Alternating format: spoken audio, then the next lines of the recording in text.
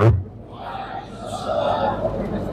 Alhamdulillahilladzi an'amana bi ni'matil iman wal islam. Wassalatu wassalamu ala rasulillah khairil anam wa ala alihi wa ashabihi al kiram. Amma ba'du. Bapak-bapak, ibu-ibu, dan adik-adik yang saya hormati, khususnya Bapak Ketua PP Muhammadiyah, Bapak Ketua Pimpinan Wilayah Muhammadiyah Sumatera Selatan dan segenap jajaran, dan yang saya hormati pula Ibu Ketua Pimpinan Wilayah Aisyah Sumatera Selatan dan segenap jajarannya. Alhamdulillah pada sore hari ini kita berjumpa dengan forum yang mulia ini untuk menghadiri tabligh akbar dan pembukaan pelatihan kader nasional Tarjih, yang alhamdulillah kita harus bersyukur.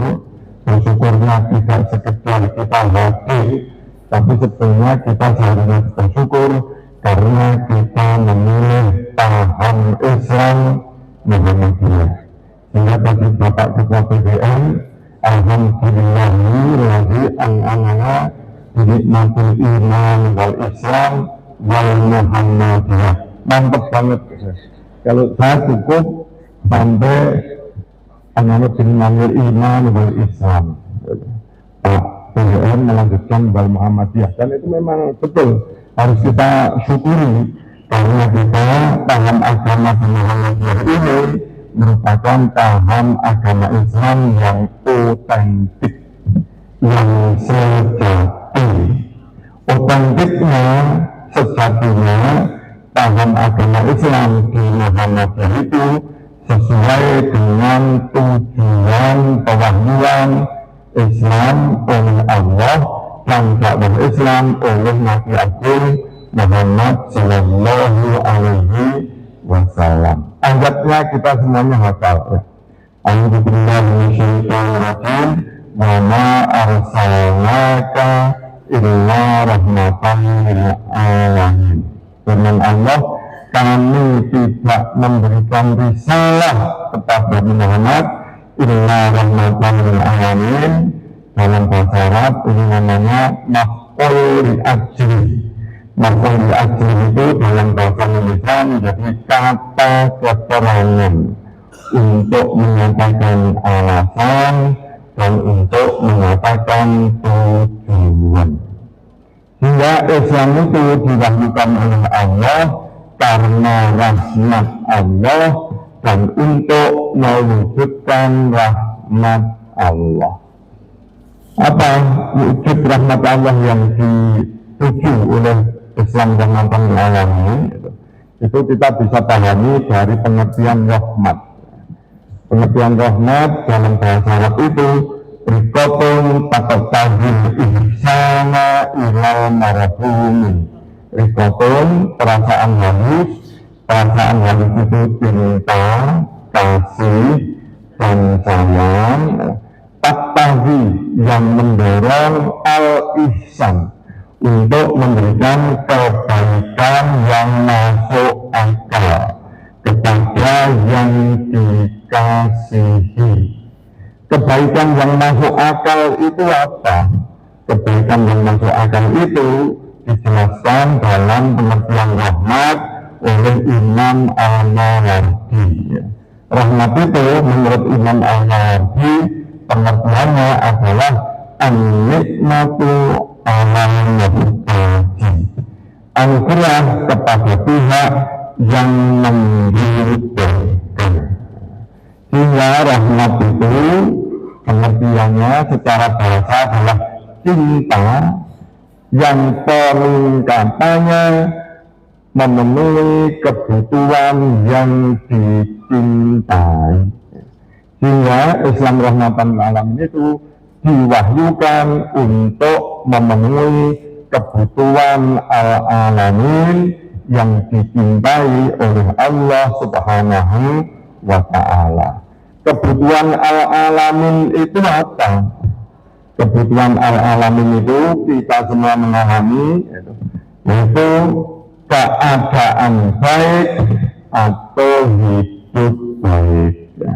Yang hidup baik itu dalam surat An-Nahl, ini ayatnya Ibu Aisyah, ayat An-Nahl 97. Man amila sholihan min dzakarin aw untha wa huwa mu'minun falanuhyiyannahu hayatan thayyibah. Barang siapa man amila, bukan pertanyaan sehingga nggak perlu jawab barang saya. Pak, man amila, barang siapa melakukan amal soleh dan dia itu menjadi mukmin, maka firman Allah, sesungguhnya kami benar-benar memberikan kepadanya hayatan thayyibah, kehidupan yang baik. Kehidupan yang baik ukurannya apa? Ukurannya bisa kita pahami dari ayat Al-Quran yang lain yang menyebutkan perolehan dari iman dan amal soleh, seperti dalam surat Al-Baqarah ayat 62. Iman dan amal soleh itu perolehannya adalah lahum ajruhum inda rabbihim wala khaufun alaihim wala hum yahzanun. Sehingga kalau ditafsirkan Al-Quran dengan Al-Quran, hayat thayyibah itu ukurannya ada 3. Ukuran yang pertama, lahum ajruhum inda rabbihim. Tafsirnya panjang, maksudnya adalah sejahteranya. Ukuran yang kedua, wala khaufun alaihim. Biasa diterjemahkan dengan tidak ada ketakutan pada mereka. Terjemahan ini tidak meliput pengertian dari wala khaufun alaihim, karena dalam bahasa Arab lain namanya linafil jinsi, menafikan jenis, sehingga la khaufun itu tidak ada ketakutan jenis apapun. Tidak ada ketakutan jenis politik. Ketika zaman Orde Baru dulu kita takut memilih partai ketika pemilu. Tapi sekarang insya Allah sudah nggak takut ya. Terus kemudian tidak ada ketakutan ekonomi. Kita punya 3 perguruan tinggi di Palembang ya. Ada Universitas Muhammadiyah Palembang, Universitas Muhammadiyah Ahmad Dahlan, terus kemudian Universitas Aisyah. Ini niru Jogja. Jogja ada UMJ, ada UAB, terus juga ada UNISA. Alhamdulillah. Tadi saya dengar PDM Palembang juga akan mendirikan universitas. Sehingga kalau itu nanti berarti satu kota ada 4 universitas, itu berarti bisa jadi itu satu-satunya kota di Indonesia yang ada 4 universitasnya. Ulangi ya, kita punya 3 universitas. Mahasiswa kita merasa masa depan suram, masa madesu, atau merasa madege, masa depan cerah. Kalau merasa madesu, masa depan suram, berarti Islam kita ini belum Islam rahmatan lil alamin, karena masih ada ketakutan ekonomi. Sehingga kalau dibuat menjadi kalimat positif, la khaufun alaihim, itu ukuran yang kedua adalah damai sedamai-damainya. Terus ukuran yang ketiga, walahum yahzanun, mereka tidak bersedih hati. Bersedih hatinya diungkapkan dengan fi'il mudhari', kata kerja, tidak bersedih hati. Kata kerja ini menunjukkan proses. Berarti tidak ada kesedihan dalam semua proses kesedihan yang mungkin dialami manusia. Proses yang paling ringan adalah galuh. Sehingga dalam jazanun tidak ada galuh. Di atas galuh cemas, tidak ada cemas. Di atas cemas stres, tidak ada stres. Di atas stres depresi, tidak ada depresi. Dan yang lain skizofrenia, gila, edan, tidak ada skizofrenia. Sehingga kalau dibuat menjadi kalimat positif, ukuran yang ketiga dari halal thayyibah, hidup baik itu adalah bahagia sebahagia bahagianya. Dan Islam yang otentik, Islam rahmatan lil alamin itu pengertiannya ini. Hidup baik dengan 3 ukuran tadi itu. Dan alhamdulillah di Muhammadiyah ajaran resminya dan prakteknya sudah sesuai dengan Islam rahmatan lil alamin itu.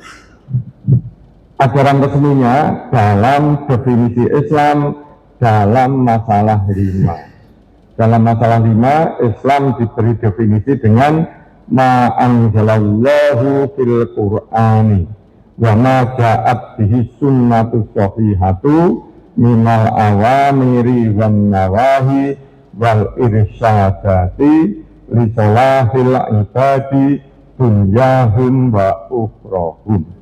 Islam itu adalah segala yang diturunkan Allah dalam Al-Quran dibawa oleh sunnah yang sahihah berupa perintah, larangan, dan petunjuk-petunjuk li solahil ibadi untuk mewujudkan kebaikan hidup manusia di dunia dan di akhirat.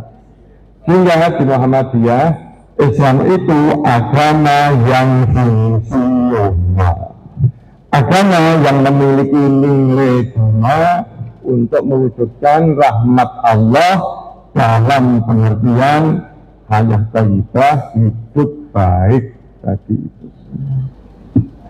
Hidup baik itu ukurannya apa? Dijelaskan dalam mapan keyakinan cita-cita hidup Muhammadiyah. Yang mapan keyakinan itu merupakan prinsip-prinsip strategis beragama Islam dalam Muhammadiyah. Prinsip yang kedua ditegaskan, Muhammadiyah berkeyakinan bahwa Islam adalah agama yang diwahyukan Allah kepada Nabi Adam, Idris, Nuh, Soleh, Musa, Isa sampai Nabi penutup Nabi Muhammad SAW sebagai rahmat dan hidayah Allah untuk seluruh umat manusia yang berlaku sepanjang masa dan menjamin kesejahteraan material, spiritual, duniawi, dan ukhrawi. Sehingga ukuran kebaikan hidup itu di matan keyakinan cita-cita hidup Muhammadiyah ini, yaitu sejahtera material, spiritual, duniawi, dan ukhrawi. Karena ajaran resminya seperti itu, alhamdulillah kita dalam prakteknya juga mengamalkan itu dengan memiliki amal usaha di bidang kesehatan, pendidikan, dan kemanusiaan. Dan alhamdulillah saking kuatnya semangat untuk mewujudkan Islam yang mewujudkan kesejahteraan melalui amal usaha tadi itu, amal usaha menjadi semacam rukun Islam yang ke-6 di Muhammadiyah. Karena ormas-ormas itu rata-rata memiliki dalam tanda petik rukun Islam yang ke-6. Ada ormas yang rukun Islam ke-6-nya itu adalah demo. Sehingga ketika warga mereka ketemu, itu bisa jadi yang ditanyakan, kamu bulan yang lalu demonya ke mana? Tema yang didemokan apa? Karena rukun Islam keenamnya adalah demo. Terus kemudian ormas yang lain, rukun Islam keenamnya ada yang tahzir, memberi peringatan, membid'ahkan. Di Jogja itu ada. Jadi tahzir itu di antara mereka sendiri. Kalau bukan kalangan mereka sudah jelas disebut sebagai bid'ah. Seperti kita ini oleh mereka disebut sebagai ahlul bid'ah. Dan di kalangan mereka, ustadz mereka, kalau ada yang tidak sesuai dengan mereka, maka kemudian juga ditahzir. Sehingga di Jogja itu ada ustadz dari kalangan mereka dan dekat dengan Muhammadiyah, terus kemudian ditahzir. Tahzir terhadap ustadz ini menjadi tema pengajian Ahad pagi di majelis ormas itu. Terus kemudian juga ada ya ormas lain yang rukun Islam keenamnya itu adalah ziarah. Tadi saya ketika mau masuk ke sini tadi juga ada itu spanduk besar ziarah kubro. Itu karena rukun Islam keenamnya dalam tanda petik adalah ziarah. Tapi kalau kita ketemu dengan saudara kita dari ranting lain, cabang lain, PDM lain, maka yang kita tanyakan adalah amal usaha di rantingmu apa saja, di cabangmu apa saja. Ini karena inspirasi dari definisi Islam yang secara resmi kita anut dalam pengertian yang tadi sudah saya sebutkan. Dan mempertahankan, menjaga eksistensi dari paham Islam yang seperti ini sulit. Gerakan pembaruan muncul pada abad 20. Pertama muncul di Mesir dan India. Pusat dari pembaruan di Mesir dan India, di Mesir itu Universitas Al-Azhar, di India itu Madrasah Alika, sudah tergulung oleh paham yang lain, bukan paham pembaharuan. Dan alhamdulillah kita di Muhammadiyah masih bisa mempertahankan dan sampai sekarang terus berkembang. Dan supaya itu paham Muhammadiyah ini terus bisa dipertahankan, terus berkembang, maka kemudian diadakan pelatihan nasional kader tarjih Muhammadiyah ini. Supaya ulama-ulama Muhammadiyah pahamnya, paham otentik yang ada di Muhammadiyah. Sebab kalau paham otentik ini di Muhammadiyah ini sampai hilang, tidak ada, itu maka umat Islam itu nanti beragamanya itu hanya untuk ibadah mahdhoh saja. Ketika ibadah mahdhoh itu kesalehannya disebut dengan kesalehan ritual. Kesalehan dalam beragama yang ditekankan adalah pengamalan ibadah-ibadah ritual dalam Islam dengan maksud untuk mendapatkan pahala, untuk mendapatkan surga. Tidak salah, tapi itu tidak sesuai dengan Islam rahmatan lil alamin. Kalau keberagaman umat Islam itu tetap kesalehan ritual saja, maka umat Islam itu tidak bisa ngurus dunia yang harus diurus, sehingga nggak bisa ngurus ekonomi, nggak bisa ngurus kemanusiaan, nggak bisa mengurus negara dengan baik, dan terutama kalau tidak bisa mengurus ekonomi itu, nanti ke depan umat Islam bisa menjadi aborigin yang akan datang. Aborigin itu adalah suku asli di Australia yang tersisih, yang terusir dari benua Australia karena tidak bisa bersaing dengan pendatang. Umat Islam di seluruh dunia ini kalau tidak bisa bersaing dalam ekonomi dengan pendatang, maka ke depan bisa menjadi aborigin, tersingkir. Prosesnya kita sudah bisa menyaksikan tempat-tempat strategis di tepi jalan raya. Kalau di Palembang sini pemiliknya siapa? Ketika pemiliknya non-pri, pengusaha asing, maka kemudian penduduk pribuminya di belakang tempat-tempat strategis itu. Belakang tempat strategis itu penduduk aslinya itu berjubel-jubel.